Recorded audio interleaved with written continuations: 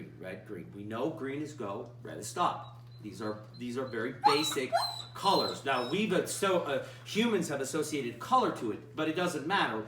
One's positive, one's negative. It's a 0 or a 1, a 0 or a 1, 0, 1. And so when we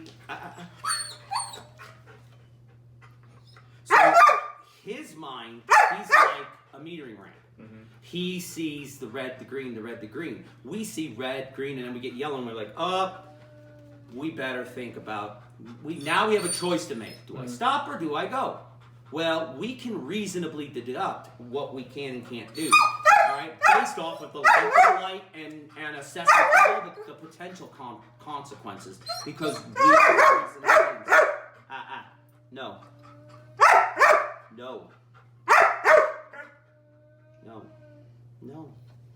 But dogs are metering. Quiet. All right, so when they see the red and green light, they already know what that means. It's either on or it's off. It's black or it's white. It's yes or it's no. They live in a very 50-50 world. There is no yellow light. It's gray to them. And gray means they're going to leverage 99% of them. That is the instinctual part. They're going to leverage that 99% of them, not the 1%. All right? And so our job is to help them see that we can see yellow a hell of a lot better than they are because we're reasoning. The problem with dog training in general and with pet shows and all that, quiet.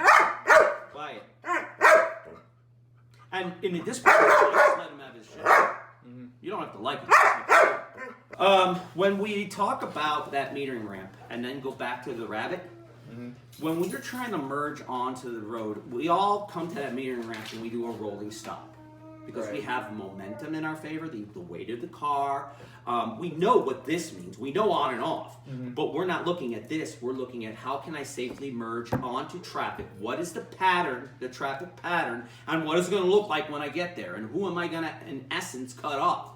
All right? So when we're utilizing that ideology that he's really just a metering ramp, but he's always going to do a California roll until there's a consequence, such as red and blue lights in the back or an accident. He's just playing the odds. He's just winning 51% versus 49. That's it. It's literally roulette, black or red, and there's an odds. So what we want to do is we want to help him understand that when you get to that part and you're about to do the California roll, I'm going to give you a little precursor. It's called you weren't paying attention to the police officer there waiting for you to go through the light. I'm going to give you that heads up now. That's my job as a leader. We're about to come into some trouble. All right? I need you to slow down. So dogs live in two states. They live in chaos or they live in control. So if you're on like a teeter-totter here, right, on a scale of 0 to 10, 0 to 10, and we have chaos over here, we have control over here. What chaos looks like to him is this house.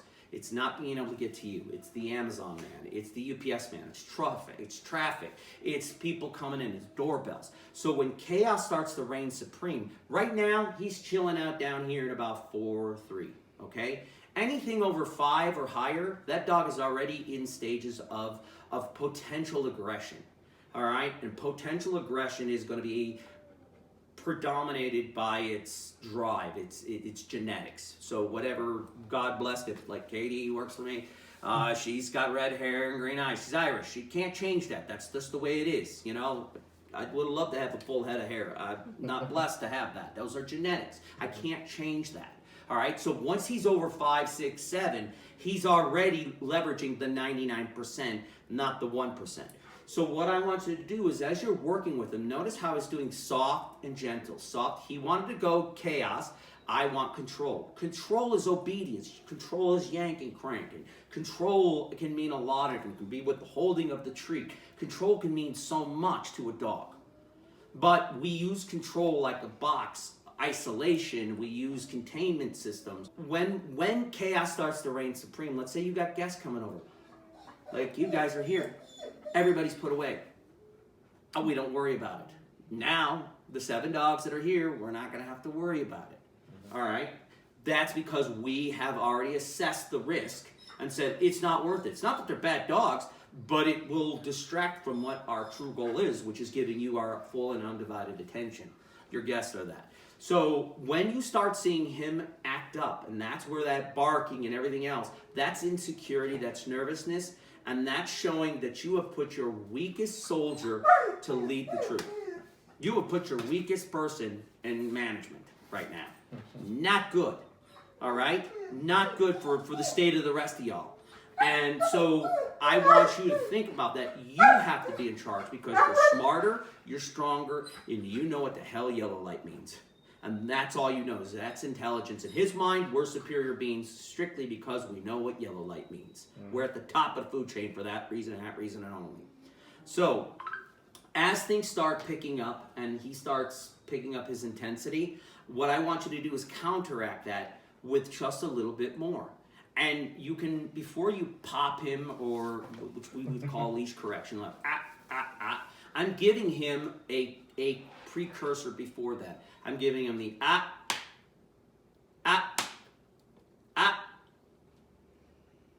All right, I got you. It's like making you flinch, you know? Right. Your brother would do that. So now, instead of him letting him go all the way to 7 or 8, and now turning him down, I can just apply, when this starts going, I can apply a little pressure this way. And that's what balance is, and that's what we're trying to figure out. So now we're going to help him figure out what the pattern in the picture is. And all we got to teach him is means deference. Means look at me. Means the rest of it's tricks.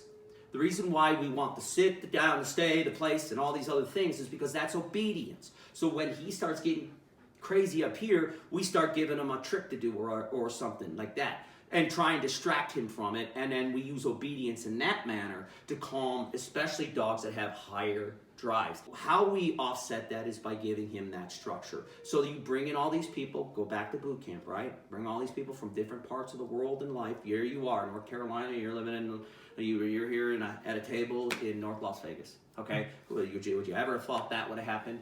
No, okay? So, but you're here and you've managed and you survived, okay? So, we got to help him survive in this environment by leadership. Because you know, hey, I can drive on the line, I can drive a car, I know how to move, I'm mature enough, I'm smart enough, I've learned that, we've grown up. He's got the mentality level of a stone. That's it. That all dogs are can only do hot or cold, black or white, yes or no. And when we start giving them the ability to reason, we are playing the odds against us. Always know that leadership is half the battle. So leadership is going to be using the crate. It's not going to be by having him acquiesce to you, having him not be able to bolt out the door. Okay, when you walk with him, don't let him. Notice how every time he'd go one end of the leash, I went the other direction. All right, I'm teaching him. You got to walk with me, dude. You can't walk in front of me. Mm-hmm. I'm the one. I'm boss dog. You got to be boss dog. And then he'll look at you and go, what do you need, boss? If you go, he'll go, yep, what do you need, boss? He'll be, oh, wow, those are flowers. I'm going to go after the bird. You go, oh, yeah, what do you need? That's what you want. You want to break him in that 5 to 6 stage. And then if one's at 5, you're at 6. And you always want to be one ahead of him. And sometimes it's a simple, Now, if there's a time where you got to metaphorically put the foot up, then you got to set him up compassionately to give him that correction. And that's what I did. I'd start giving him 6 feet of the leash, then 5 feet of the leash, and 4 feet of the leash. What he wanted was you. Me dancing back and forth was just us to get to know you. And now it's like, look, yeah, you're upset because you can't have what you want. But you got to do something for me first, monkey, then I'll give you a treat. And that's what I want to teach him. And that's where he goes, he's looking at me like, hey, are you speaking my language? That's amazing. That's the language of the canine.